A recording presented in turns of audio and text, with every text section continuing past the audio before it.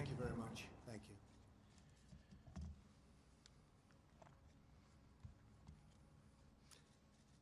We're here today to provide an update on the unprecedented testing capacity developed by the United States, the most advanced and robust testing system anywhere in the world, by far. This afternoon, I'll also announce new steps that we're taking to make tests even more widely available.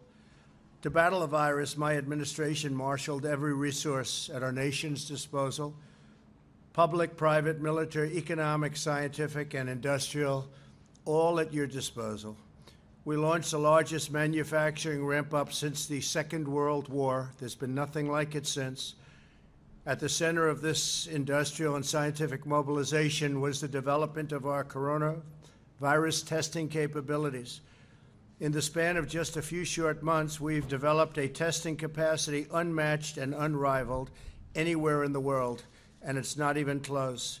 This is a core element of our plan to safely and gradually reopen America, and we're opening and we're starting, and there's enthusiasm like I haven't seen in a long time. Every American should be proud of the amazing array of talent, skill, and enterprise our nation has brought to this challenge. In 3 months, the FDA has authorized more than 92 different tests, and over 9 million have been performed here in the United States. 3 weeks ago, we were conducting roughly 150,000 tests per day. Now we're doing approximately 300,000 tests per day, a 100% increase, and it will go up substantially from that number.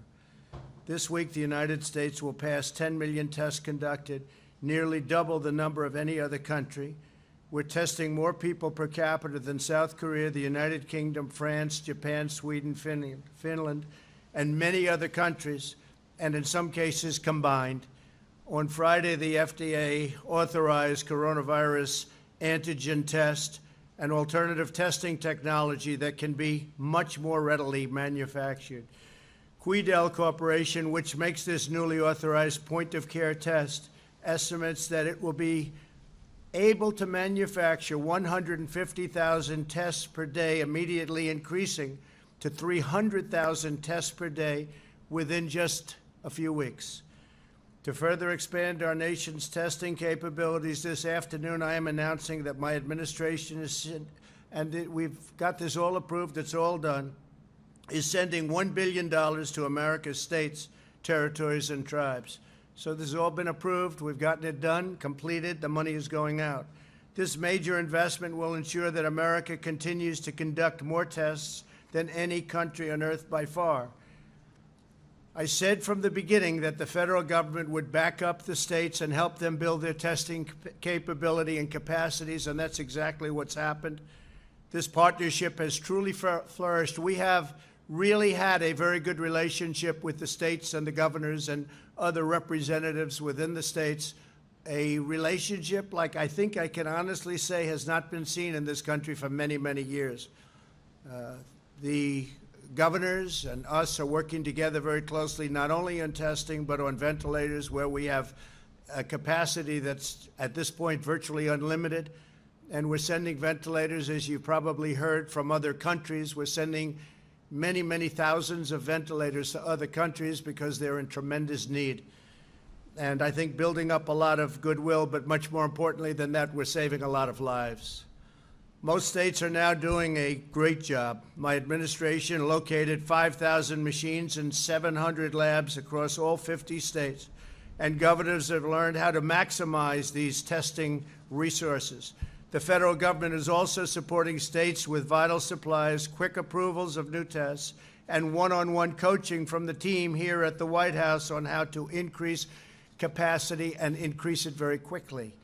In recent weeks, we've held multiple conference calls with every state, as well as with D.C. and Puerto Rico. We jointly developed testing projections and goals for each state for the month of May, altogether totaling 12.9 million tests. Think of that, 12.9 million tests. Today, I'm announcing that my administration will provide the collection supplies to help states meet their targets and meet them rapidly.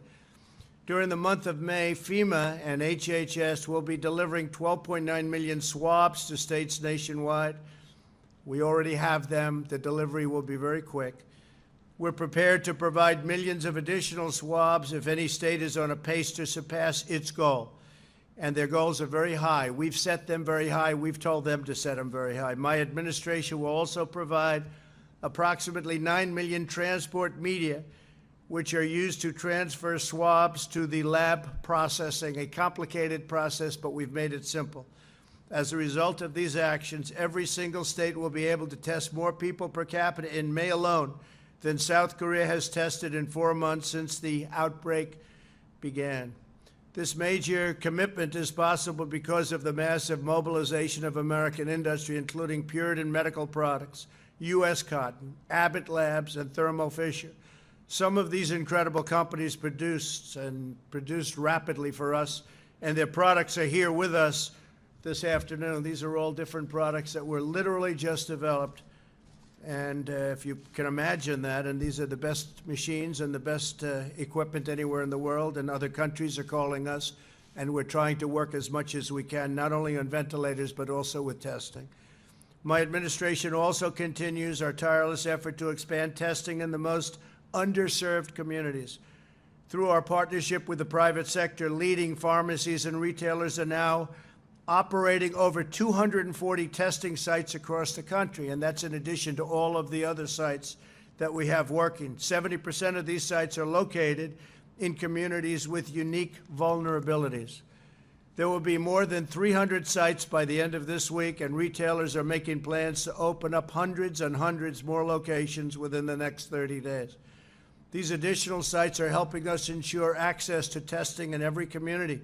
My administration is fighting relentlessly to protect all citizens of every color and creed from this terrible virus, the invisible enemy.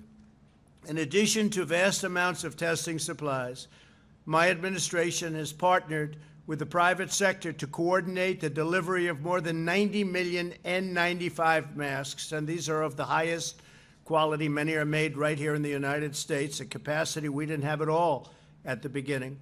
126 million surgical masks, likewise, many are made here.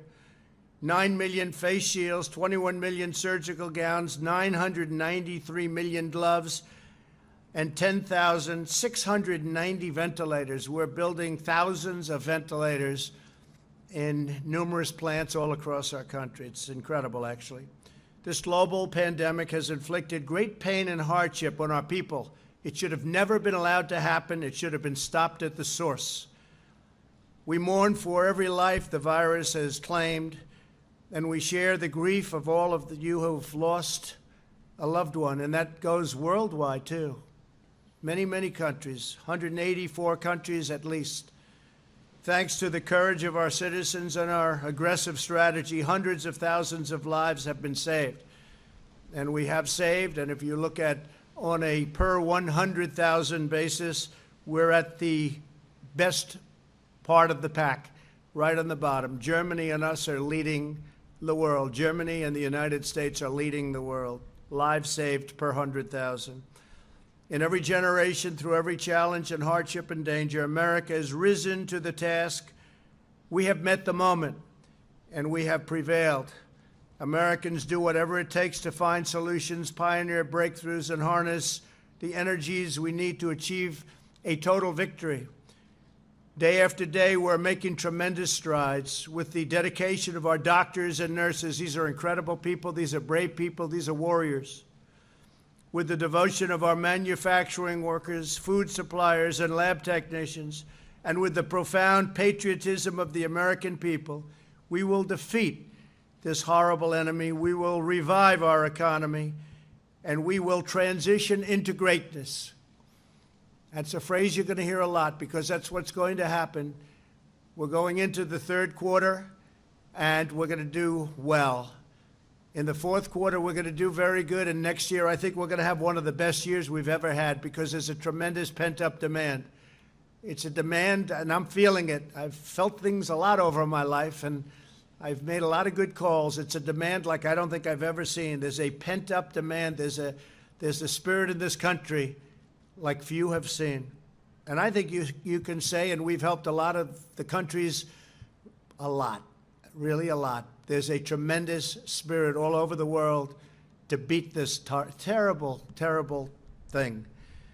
But we're transitioning to greatness, and the greatness is going to be in the fourth quarter, but it's really going to be next year, and it's going to be a year like we've never had before. I really believe that.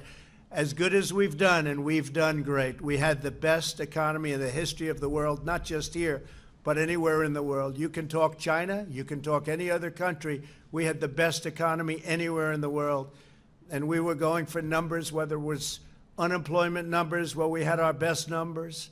Employment also numbers, a little different, where we had our best numbers, almost 160 million people. All of that, we had the greatest stock market numbers ever. I think we had 142 days where we set records. In a short period of time, 152 days, we set records in the stock market. We rebuilt our military, all built in the United States. All of our equipment built, $1.5 trillion plus.